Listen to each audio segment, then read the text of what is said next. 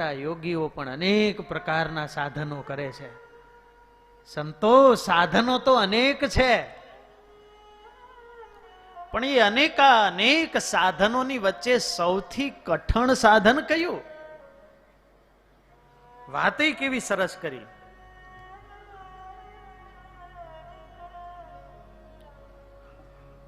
સૌથી કઠણ હોય એનો અર્થ દુસ્સાધ્ય હોય, અર્થાત કે એનું ફળ પણ સૌથી મોટું હોય. તમે શાક માર્કેટમાં જાઓ તો રીંગણ, બટાકા, ટમેટા કિલોના ભાવે મળે, પણ સોનું કિલોના ભાવે આમ શાક માર્કેટમાં મળે? બહુ કઠણ છે.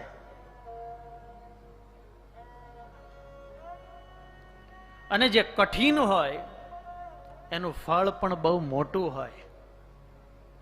અને મહારાજનો કહેવાનો મર્મ પણ આ જ હતો કે અધ્યાત્મ માર્ગના અનંત સાધનોની વચ્ચે સર્વશ્રેષ્ઠ એવું ફળદાયી સાધન કયું છે. અને કઠણ સાધનની જ્યારે ભગવાને વાત કરી, પધારો, તાળીઓ પાડીને અમારા દાદા બાપુના વંશજ એવા હરસુર ખાચર, ભગુ ખાચર ને વધાવો.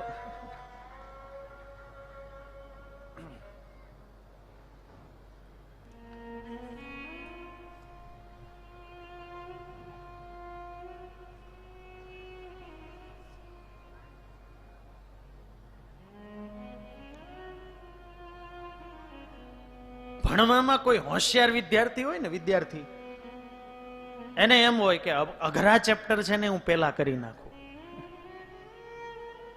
એમ અધ્યાત્મ માર્ગે મુમુક્ષુ ચાલતો હોય અને એને ખબર પડે ને કે આ તો સૌથી અઘરું ચેપ્ટર છે, કઠણમાં કઠણ છે, આનાથી પ્રાપ્તિ બહુ મોટી મળવાની છે, પુરુષોત્તમ નારાયણનો મોટો રાજીપો મળવાનો છે, તો એ મારે પેલા કરવું છે.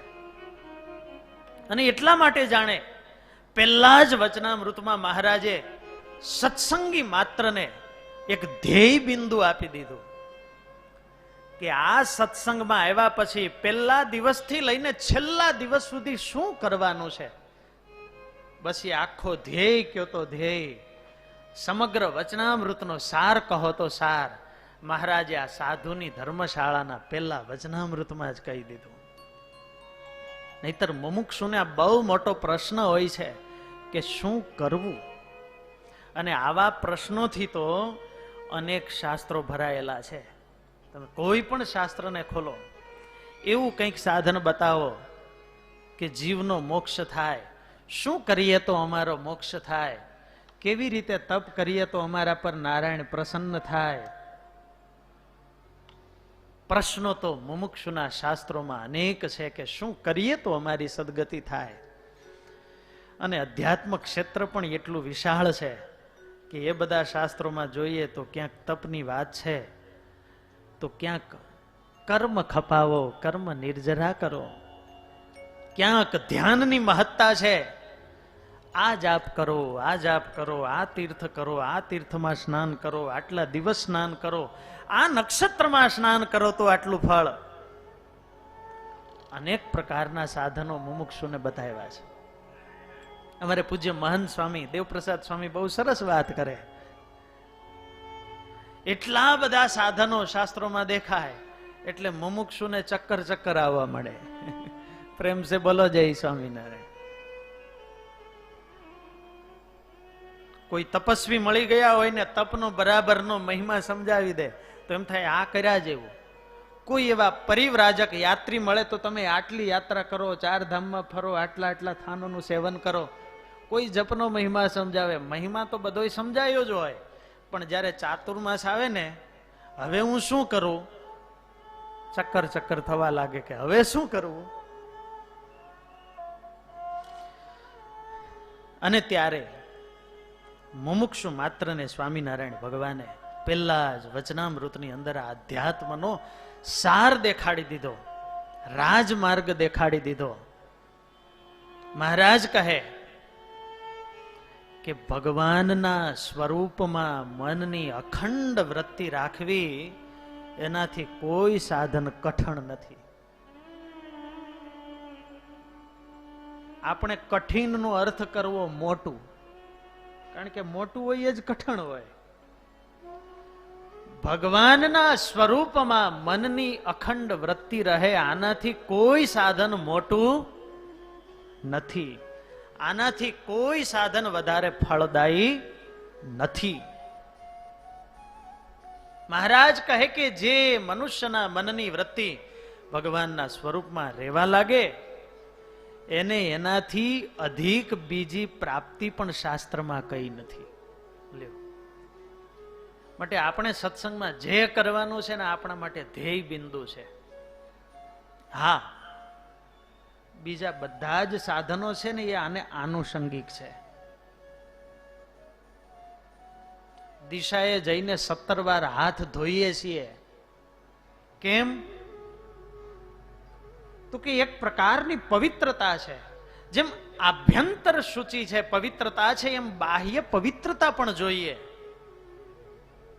આપણી બાહ્ય પવિત્રતા હોય તો આપણી આજુબાજુમાં સત્વગુણમય રહેવાય.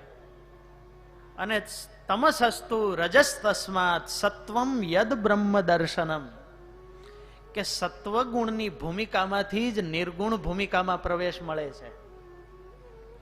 આહાર વિહાર, ક્યાં બેસવું ક્યાં ન બેસવું, ક્યાં ખાવું ક્યાં ન ખાવું, શું જોવું શું ન જોવું, પ્રથમનું 18મું વચનામૃત. શરૂઆત તો અહીંથી જ થશે. સદાચારો હિ પ્રથમો ધર્મ. પણ એ સદાચાર નિયમ ધર્મનું પાલન કરતા કરતા એ પવિત્રતા, પણ આ બધું શેના માટે છે? તો કે એ પવિત્રતા અર્જિત થાય, મારી મનની અને ચિત્તની વૃત્તિ સ્થિર થાય, અને એ મારી ચિત્ત વૃત્તિ ભગવાનના સ્વરૂપની અંદર જોડાયેલી રહે. બસ એના માટે આ બધું છે. જો આ ધ્યેય બાંધ્યું ન હોય ને તો ઘણીવાર આપણે સાધનમાં જ અટકી જઈએ. અને વ્યાસ મહારાજે ભાગવતમાં ચોખ્ખું લખ્યું કે ભગવાનની ભક્તિ વિના સારામાં સારી રીતે અનુષ્ઠિત કરેલો ધર્મ પણ શ્રમ એવહિ કેવલમ, કેવળ શ્રમ છે. ભગવાનનો સંબંધ નથી તો આધારાનંદ સ્વામી હરિચરિત્રામૃત સાગરમાં લખ્યું કે ભગવાનના સંબંધ વિનાના ધર્મ, જ્ઞાન અને વૈરાગ્ય એ પણ બધા અભદ્ર છે. ભગવાનના સંબંધ વિના. માટે આપણું મન, આપણું ચિત્ત એ સ્થિર થાય, એની અંદર એક પ્રકારની આધ્યાત્મિક શાંતિનો સંચાર થાય, અને એ ચિત્ત વૃત્તિ ભગવાનમાં જોડાય. બસ એના માટેના આ બધા સાધનો છે. ઠાકોરજીના, ગોપીનાથજી મહારાજના દર્શને જઈએ ને તો એકાદ મિનિટ આપણી એવી જવી જોઈએ કે જ્યારે આપણીને ભગવાન વચ્ચે બીજું કોઈ ન હોય. આટલી બધી ભીડમાં એવું ભાઈ કેમ શક્ય બને? તો કે માણસો તો ગમે એટલા આડા હોય, પણ એકાદ મિનિટ એવી જાય કે આપણને આ લોક શું છે ક્યાં છે બધું જ ભૂલાઈ જાય, હું ને મારા મહારાજ. નહીતર ઘણી વાર તો ઠાકોરજીની સામે એવો અવિવેક, હે પ્રેમ સે બોલો જય સ્વામિનારાયણ.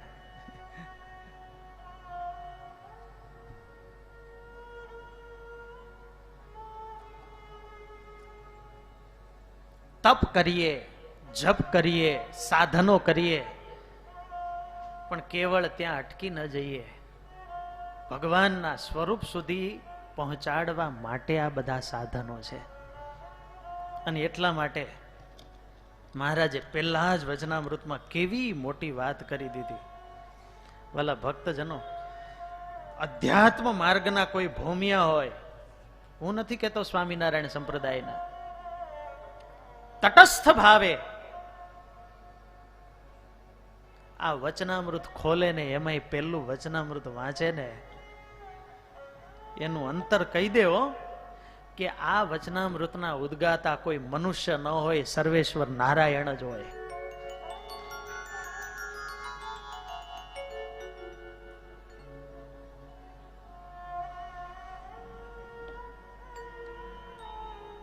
અને મેં હમણાં કહ્યું હતું ને કે વચનામૃત એટલે કૃપા, કૃપા, કૃપા. જેને મેળવવા માટે, જેને પામવા માટે આપણે આટલા ઉત્સુક છીએ એ પુરુષોત્તમ નારાયણ એ પોતે પોતાને પામવાનો જ્યારે સામેથી માર્ગ દેખાડતા હોય, સમજાતું ન હોય, પણ ગુજરાત બોર્ડમાં જેણે પેપર કાઢ્યું હોય એ પેપરના કોઈ મેમ્બર હોય એ એમ કહે કે તમે આટલા આટલા ચેપ્ટર આવી રીતે ક્લિયર કરી નાખજો, કોઈ આઈએમપી આપી દે પછી પેપર લખવામાં તકલીફ પડે. એમ જેને આપણે પામવા છે પુરુષોત્તમ નારાયણ પોતે એમ કહે કે બસ તમે આ કરો ને એટલે હું તમારી સાથે જ છું. ત્યારે વાલા ભક્તજનો, એનાથી મોટી બીજી કઈ પ્રાપ્તિ હોય? અને એટલા માટે મહારાજે આ વચનામૃતમાં, આજે આપણે આ વચનામૃતના જ મર્મને સમજવો છે. મહારાજ કહે જે મનુષ્યના મનની વૃત્તિ અખંડ ભગવાનમાં રહેવા લાગે તો એનાથી મોટી એને કોઈ પ્રાપ્તિ નથી. આજે ભગવાનની મૂર્તિ છે એ તો ચિંતામણી છે.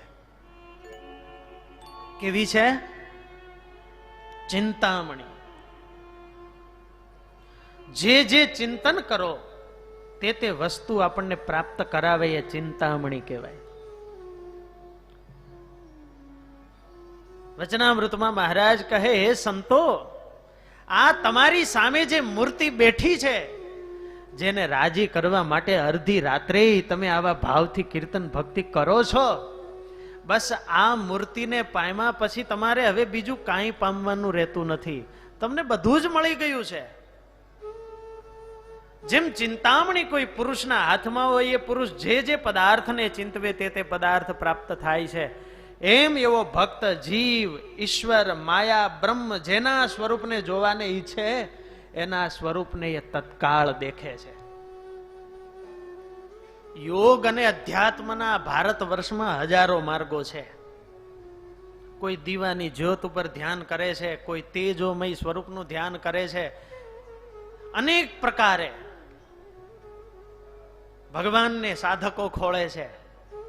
પણ મહારાજે જો કહી દીધું કે જીવના ઈશ્વરના જેના સ્વરૂપને જોવું હોય તો એ સ્વરૂપ કેવી રીતે મળે છે? ભગવાનની મૂર્તિના ધ્યાને કરીને મળે છે. ખરો આત્માનો સાક્ષાત્કાર એ ભગવાનના જ્ઞાન વિના થતો જ નથી. મહારાજે વચનામૃતમાં કહ્યું કે કોઈ જીભે કરીને આકાશને 100 વર્ષ ચાટે તો કઈ ખારો ખાટો એમ કઈ સ્વાદ આકાશમાંથી આવે એમ નથી. એમ પોતાના આત્માના આધાર એવા પરમાત્માને જ્યાં સુધી જીવ નથી જાણતો ત્યાં સુધી હું કોણ છું, હું એનો દાસ છું, એ સાચું જ્ઞાન થતું જ નથી. યોગ શાસ્ત્ર કહે છે, એને એક શબ્દ વાપર્યો છે, ચિતિચ્છાયા. શું? ચિતિચ્છાયા. કે આત્મા અને અંતઃકરણની વચ્ચે ચિત્તની ભૂમિકા છે. અને ચિત્ત એટલું નિર્મળ છે કે આ બાજુથી મન બુદ્ધિ અહંકારનો પ્રકાશ પડે ત્યારે એ ચિત્ત અંતઃકરણ જેવું ભાસે, જેવા એમાં મનમાં સંસ્કાર હોય એવું ભાસે. અને જ્યારે એ ચિત્ત પર આ બાજુથી અરીસો હોય, એમાં બે બાજુ અરીસો હોય તો દ્રશ્ય પડે ને, ત્યારે આત્માનો પ્રકાશ પડે ત્યારે એ ચિત્ત છે એ આત્માના ધર્મ જેવું ભાસે. ત્યારે ભૌતિક ઉપાધિઓથી રહિત થઈએ, પ્રાણાયામ યોગાસન અને એવા સાધનો કરીએ તો એમ લાગે કે આત્માનો સાક્ષાત્કાર થયો, પણ એ આત્મા નથી, એ ચિતિચ્છાયા કહેવાય. સાચું આત્માનું સ્વરૂપ નિત્ય ભગવાનનો શેષ છે, નિત્ય ભગવાનનો દાસ છે, ભગવાનનો અંશ છે. રામાનુજાચાર્યજી કહે કે જ્યાં સુધી જીવ પોતાના સ્વરૂપને આવો નથી જાણતો ત્યાં સુધી એનું જ્ઞાન અધૂરું છે. અનાત્મની આત્મબુદ્ધિ આ એક અજ્ઞાન છે, અસ્વે સ્વબુદ્ધિ આ એક અજ્ઞાન છે. એમ પોતે જે છે એ પોતે જેવો છે એને ન જાણે ત્યાં સુધી એ બધું અજ્ઞાન જ છે. અને એ ક્યારે જણાય? પહેલા જ વચનામૃતમાં મહારાજે કહ્યું, જીવ ઈશ્વર માયા આ જગત કેવું છે એ ભગવાનને જાણ્યા વિના જગત નહીં જણાય. ત્યારે મહારાજે કહ્યું કે આ તો ભગવાનની મૂર્તિ છે, એ તો ચિંતામણી તુલ્ય છે. અને ચિંતામણી કોઈ પુરુષના હાથમાં આવે તો એ જે જે પદાર્થને ચિંતવે એ પ્રાપ્ત થાય. મુંડક ઉપનિષદમાં એક બહુ સરસ શ્રુતિ છે. ઉપનિષદ બ્રહ્મ સિવાય, પરાત્પર પરમાત્મા સિવાય કોઈના ગુણ ન ગાય. અને એમાં એક શ્રુતિમાં એવું કહ્યું કે યમ યમ લોકમ મનસા સંવિભાતિ, એવા આત્મજ્ઞ સાચા મહાપુરુષ છે કે જેને ભગવાનના કર્તૃત્વમાં પ્રવેશ થઈ ગયો છે. એવા બ્રહ્મ જ્ઞાની સાચા મહાપુરુષ છે જેના રોમ રોમમાં ભગવાનનો સાક્ષાત્કાર થયો છે. તો તમ તમ લોકમ જયતે તાંશ્ચ કામાન તસ્માદ આત્મજ્ઞમ યર્ચયેત ભૂતિ કામઃ. એવા મહાપુરુષની પાસે કોઈ જાય, જે જે વસ્તુનું ચિંતન કરે ને એના આશીર્વાદથી બધી વસ્તુ મળી જાય છે. સાચા મહાપુરુષ સાધુની જોડી બહુ મોટી છે. મોટા મોટા બંગલા, ગાડી, જે જોતું હોય એ મળે. એવા ઘણા પ્રસંગો છે. આશીર્વાદ મળે એટલે બધું જ મળે. હવે આ તો ભૌતિક વસ્તુ છે, એ કેમ મળે? તો કે એના એક હાથમાં ચિંતામણી છે, ભગવાન છે. અને ભગવાન છે ને એટલા જ માટે એના બીજા હાથમાં આખું જગત છે. એ નથી દેતા, એનો અંતર્યામી નારાયણ આપે છે. જોગી સ્વામી અખંડ ભગવત પરાયણ, કે જે મહારાજની મૂર્તિ સિવાય કઈ દેખતા નહોતા. એ આપણે તો બોલીએ મને મહારાજ વિના ન ચાલે, બહુ ભાવમાં આવીને એટલે આપણે આટલે સુધી બોલીએ.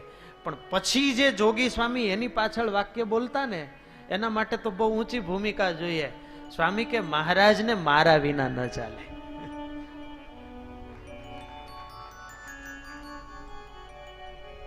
જુઓ, સાચા પ્રેમનો આ પડઘો છે. જ્યારે પૂર્ણ સમર્પણ થઈ જાય ને ત્યારે સામેથી ભગવાન પણ પૂર્ણ સમર્પણ કરી દે છે. આ પ્રેમ રસવાલા ભક્તજનો આપણે આ ગઢપુરમાંથી લઈને જવાનું છે. આપણને તો ભગવાનમાં પ્રેમ પ્રગટે, આપણને તો ભગવાનમાં હેત થાય, આપણે તો ભગવાનનું સ્મરણ ને ચિંતન કરીએ, પણ આપણો પ્રેમ એવી કક્ષાએ પહોંચે કે ભગવાન આપણને પ્રેમ કરવા લાગે. પછી ભક્તને કરવાનું રહેતું નથી. અને એવા મહાપુરુષ કે જે ભગવાનનું અખંડ ચિંતન કરે છે, ઉપનિષદ કહે એની પાસે આ લોકની બધી વસ્તુ મળે છે. કેમ? તો કે એની પાસે તો ચિંતામણી છે, એની પાસે ભગવાન છે. ત્યારે વાલા ભક્તજનો, ભગવાનની મૂર્તિ એ તો એવી ચિંતામણી છે. ત્યારે અનંત જન્મોથી તો ખૂબ ખોટ ખાધી છે. બસ આ જન્મે એવું નક્કી કરી લઈએ. આ ભૂમિમાં અડધી રાત્રિએ પુરુષોત્તમ નારાયણે એવું સાધન આપણને બતાવ્યું છે ને, એ જ જગ્યાએ જયારે બેઠા છીએ ત્યારે નૂતન વર્ષના નવલા દિવસોમાં એવો પણ એક ધ્યેય બાંધીએ